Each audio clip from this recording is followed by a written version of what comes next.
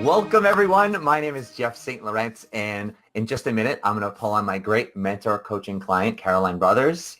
But until we go there, I want to let you know I do record all of these Tuesday live shows, and I put them on my website, sellingcoaching.com, under the university. So check it out there. Use the search feature because I got a lot of great information in there as I help coaches transition to a full-time business. And then, of course, right on the homepage, I have got a great free resource for you called Launching Your Full-Time Coaching Business, Your First 3 Vital Steps. So that's an audio resource you can get instant access to by entering your name and email. And that's also going to put you onto my email community. And especially for you coaches out there, not only do I want you to have access to that resource, but I also want you in my email community. And the reason I want you there is not only because each week I give you some great information, tips, things like that, real stuff that goes through on a regular basis, which we'll be talking about real stuff today, as we always do. But also I want you to start to see how I use my email to stay in touch with my community and nurture my community. Such an important aspect to our business is having that as we move forward. So as we move forward, I would like to welcome Caroline. Welcome to the call. Thank you. Thank you so much. It's funny to see you talking. I'm used to hearing you on the phone. So I know, right? Yeah. So let's just jump right into this because we've been working together, like we talked before we went live today, and we're over a year and a half of work. And we've done a lot of work over that year and a half. Yes. We've done a lot of sessions together. Yes. And I appreciate you as a client. I appreciate your willingness to put yourself out there and your constant work. No matter what, we've had some successes and some struggling pieces. Yeah. But whatever we've had along the way, what I always admire about you is you just don't give up and you're going to keep moving. So let's take people back, about a year and a half when you came to me. Just give them a little snapshot of kind of like, where were you in your business? What were you up to? And what made you come and realize okay, I need someone like Jeff? Yeah. So a year and a half ago, 5 years ago, I was certified as a coach. And for a long time, I was working in another industry in production, which is really intense, long hours. And I had really wanted to be working just on coaching because it's actually what makes me happy. And I just couldn't figure out how to do that. And I moved and life seemed chaotic. And when I sort of came out at the other end of the wormhole, I said, I don't want to do any more production work. I just want to be a full-time coach. And so I had been reading about that and, reading books and talking to people who had made that transition. And somebody who I admire a lot from my days at IPEC in coaching school, someone I admire very much is Jen Barley. And I mentioned to her what I was wanting to do, and Jeff's name came up. Your name came up, and she said, call Jeff and talk to him. So I did immediately, so that you can help me with this transition. So we spoke that first day about what my goals were, and then I signed up to jump right in the deep end with you. So that's where I was. Yeah. So talk about, because a lot of coaches that will listen to this, they're in that spot of where they're starting their business, they're thinking of it, or maybe they're in it a little bit there. So talk about kind of the place you were in emotionally. Like, what were you frustrated with? What were you needing help with? Yeah. Understanding those things are important. Totally.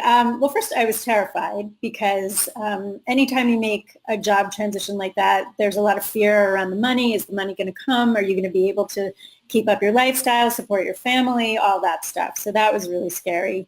And I was also feeling incredibly overwhelmed about all the processes that you need to build on the back end. So I personally love to coach and I love to talk to people. I don't love setting up websites and marketing emails and all that stuff. I was just feeling so lost in the sauce.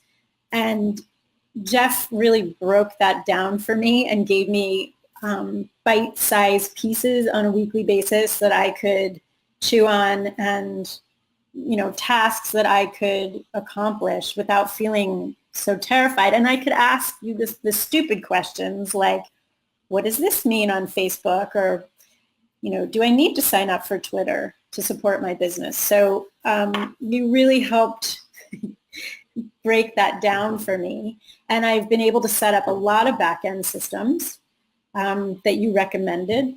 I got my website up, and I've got Aweber working for my marketing materials and my email communication. I have, I'm just about to start doing some interviews on my own website. So you recommended some things for me to look at, like this system, which is very cool. But it's just been so helpful taking the fear out of all the back end stuff. Yeah, and I know that was a big thing for you is like there's so many people in different spots, and some people are fine with some back end things or Yeah. internet or computer stuff, and then some people are like, "Oh, help me through this," Yeah. And I feel like that's an important aspect to it all is wherever our coaches are right now, if they're feeling overwhelmed with things, is like they don't have to do it by themselves, right? It doesn't matter with me or somebody else, or they can find something on the internet, but it's like you need to have some structure to your business, and I feel like that's where you got some of that structure, which started to allow it to move you forward. A lot of structure. I mean, it wasn't just the systems that you gave me, the actual applications and software suggestions. It was, how to build your weekly communication plan. How are you going to communicate with your audience? How many times a week do you reach out? What should the conversation be that you're having in email? Like, I'm about to launch a Facebook Live. Get ready for the Facebook Live. And now here I've done it, and now you can watch it. So I wouldn't have known to do that if you hadn't set the example for me. So that's been everything. Yeah, no, it's great. Yeah. So what are some of the things that and setting up some of the structure, not only the back end stuff, but the email systems, doing some of those live events, because you've done a bunch of videos as well, and with your website, like what have you seen as a result of that in terms of like what have you learned through that process? Through the process of building the stuff, you mean, or? Yeah, building it, but then executing it, so especially with your message, because I think that's one of the biggest things is where we helped you kind of really narrow it down and figure out like you kind of knew who you were helping, but it's just like, how do you begin to articulate that and how do you begin to market that? And so I'm just wondering how, through the videos that you've done or the emails you've had to write or things like that, how has that helped you refine your message and really, target it? Yeah. Well, first of all, once I had my website up and running, I felt legit. I felt so much better just having that up so that people could look to my site, find me, see what I was about. And I wasn't just sort of skulking around. I felt like I had a landing page where people could see that I had a legitimate business. In terms of, the communication that I do with people, there was one thing that you said to me that has really stuck, because in the beginning I was really having a hard time with what do I want to say to people on a weekly basis, whether it's an email or in a video. And you said, well, you're working with moms. You are a mom. Talk to them about a topic that's relevant to your daily grind, your struggle, your challenges. And that makes you more approachable. And so now, like clockwork on Mondays, except yesterday, I post a question to my group that invites them into the conversation. And it's usually about a struggle that's totally relatable. And for me, it's something totally authentic. Like, what do you do when your 11-year-old won't wake up on time, or, something silly like that. But it draws the people who I want to be my clients into the conversation because they have a shared experience. Yeah. And that's the biggest piece, especially a lot of people have that fear, like, what do I talk about? So you just got to come from the place that you're at. And a lot of times, like helping the women, professional moms, who feel overwhelmed with work and life and motherhood. It's that from coming from that relatable place that's what they're going to resonate with the most. Right. Absolutely. So now we get into the business, and now we get into what I've had the great experience of working with you is especially over the last year and a half is we've been in the trenches, right? So you can get some specifics, but like talk about some of the trenches. I mean, the stuff you've done with the corporate things, the events you've put on and tried to keep going and trying to expand. Like, talk about whatever you feel what resonates to talk about now. So the coaches can start to see like what it's like when we go into the trenches and do the real work. Yeah, I think the most surprising thing to me in the trenches has been that I started out with one business image in mind, and I know things have evolved for me. So I work with working moms and helping them find balance in life. And I had set out to have private clients, and I built a website for private clients and worked really hard to try to get them. But that can often be a revolving door, which is difficult. People buy packages, and if you've helped them, then they're off on their own, which is what you want in some respects, right? Of course, we want the client, but we want them to succeed too. Yeah. But I realized after doing that for a while, and trying to find the clients, I was hosting local events. I started a new moms group in my town. I put on Mommy and Me events to draw people in. We had events at the Cycle Bar. I had a group at the library on a weekly basis, which was like a Mommy and Me play date. And I had people coming in every week to speak to the moms about something that was relevant to them, whether it was breastfeeding or how to take the best photos of your small moving children with your iPhone. I had a photographer come in. I was really trying very hard to build up the group. And I was getting a little frustrated, talk about the trenches, really frustrated because it was slow going. And it occurred to me that it might make more sense to want a sort of 60-40 split in my life. So I decided to go after private clients for 40% of my time and corporate clients for 60% of my time, because that way, if I could get on a retainer, I was always sure that I would have like a certain amount of income coming in on an annual basis. And for me, that was important. So that was surprising to me, though, how that went. I've always sort of stayed away from the corporate world. I'm not interested in corporate coaching. And yet going to corporate clients has been good for me. So I'm going to continue to work on building these two different sides of my business. I'm about to revamp my website to reflect the new audience, but I wouldn't have guessed that I would have gone in this direction. So I've learned a lot. Yeah. When we talk about what you've learned, right? Yeah. Doing those events, and it's good to hear you talk about all the things you've done, because it's as I'm sitting here, I'm like, she has done a lot of stuff. Like obviously when you're working through it, week after week, month after month, Yeah. it's a lot of stuff you don't realize, like, but when you kind of pack it all into sentences, you're like, yeah, she has done a lot of things. Mm-hmm.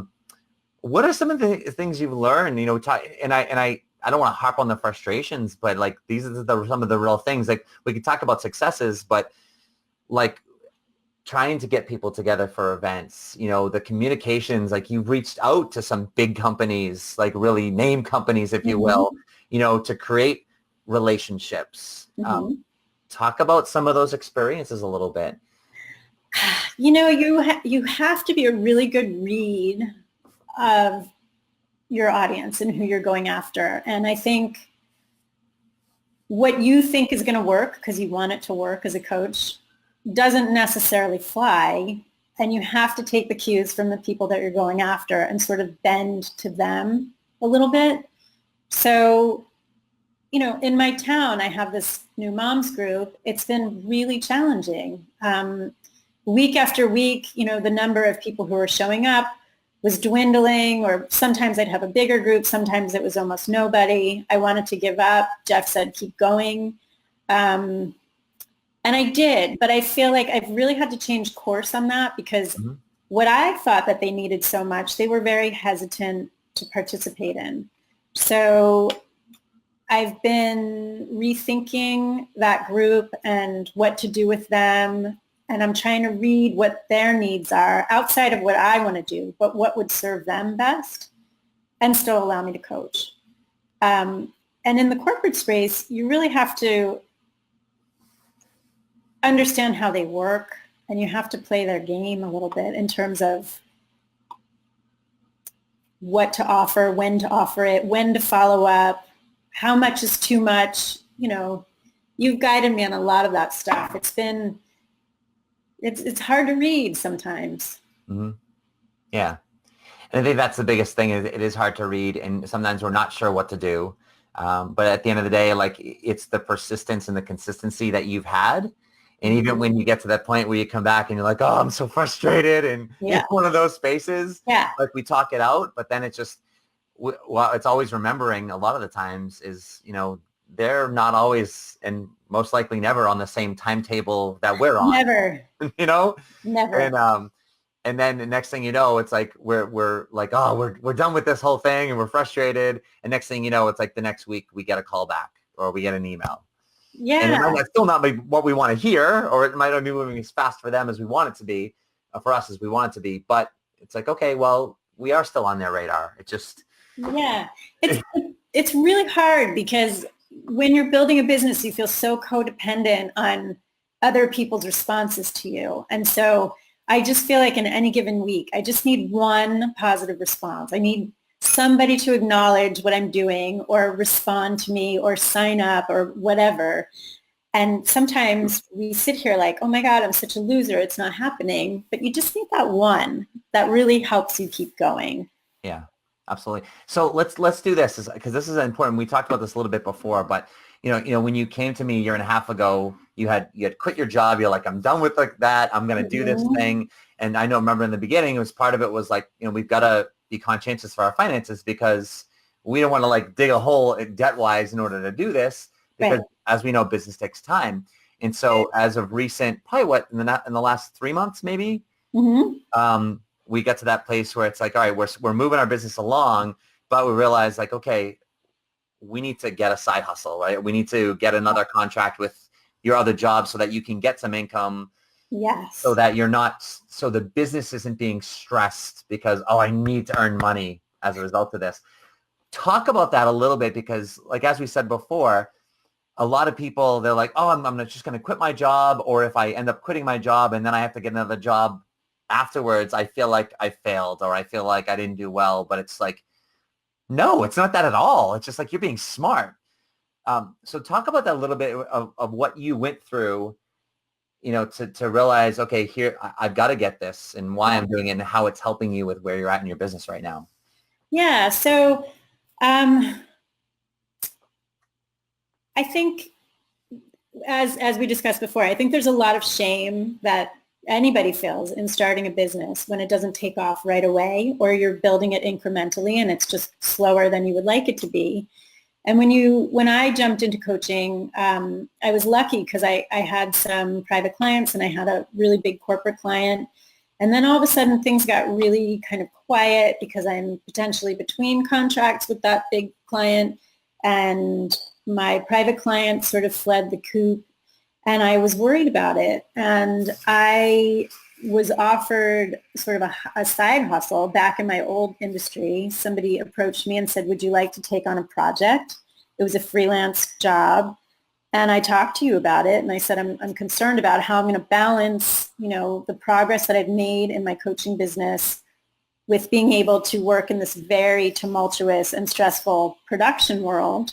But I wanted to try to do it. So for me, I took on the production job so that I could sort of keep feeding my coaching world, keep things going with you, Jeff, and keep all of my systems paid for and, not feel like I was without income. So I don't think there's any harm in doing that. I think that every person needs to do what they think feels right for them. You should never have to feel poor or stressed.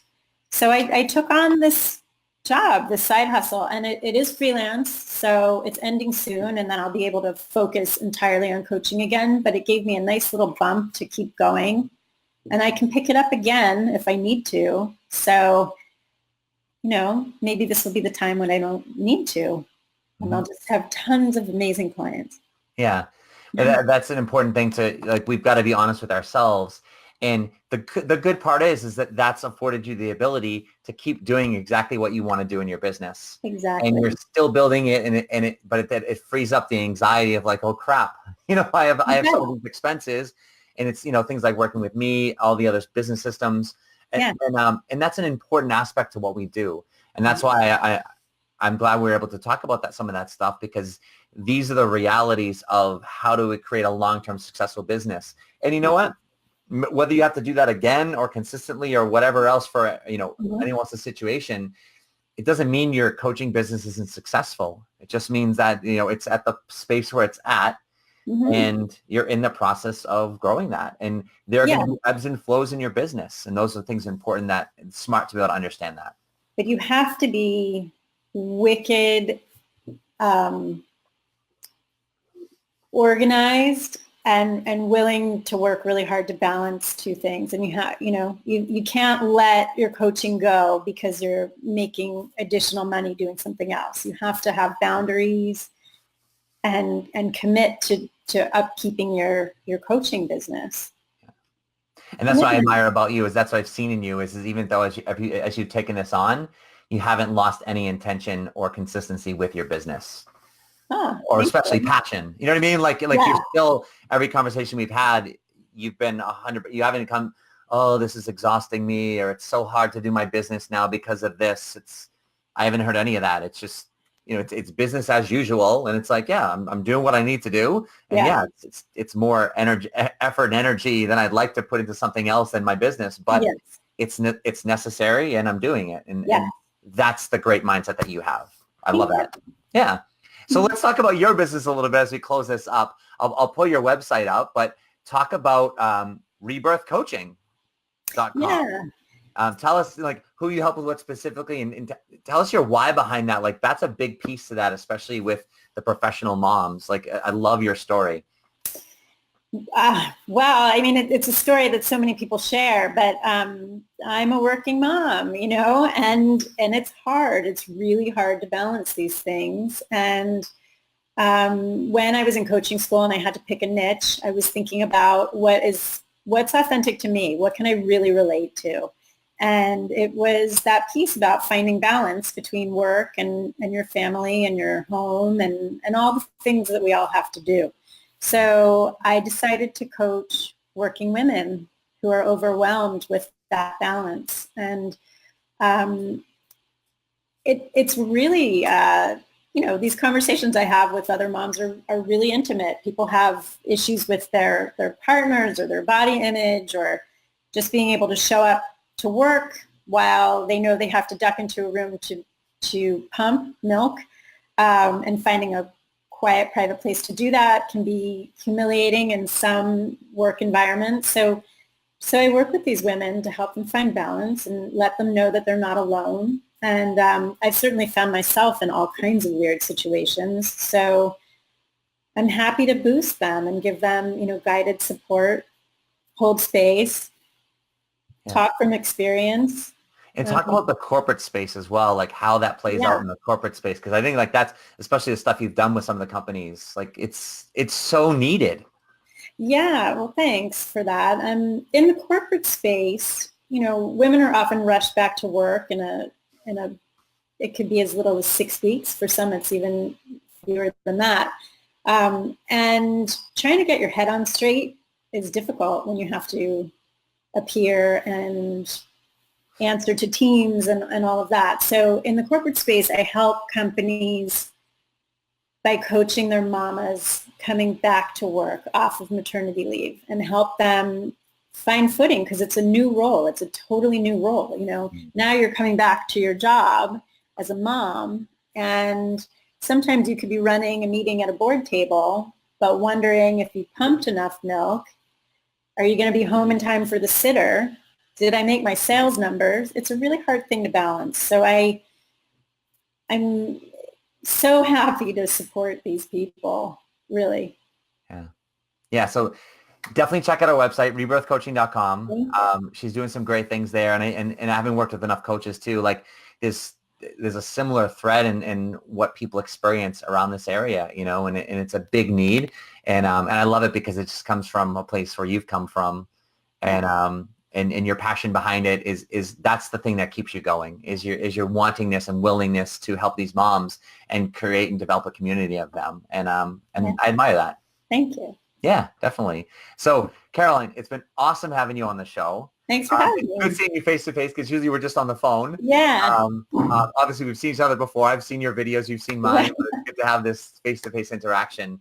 And I appreciate everyone that's been watching live, or of course, people when they watch the recording, because these are what keeps us going as coaches, is bending us together as a community. And my thing with these is especially is to start to depict the real picture of what we go through as we build a successful long-term business. Because a lot of what's out there is like, oh yeah, I did this and I had this one event and I did $10,000, and it's like, okay, and well, what happened the next month, and how did you get there? And it's the reality of what happens behind the scenes. And we can create some great things. Like she's doing some great things, and I'm so glad that you're willing to come on here and share. Best coach ever, Jeff.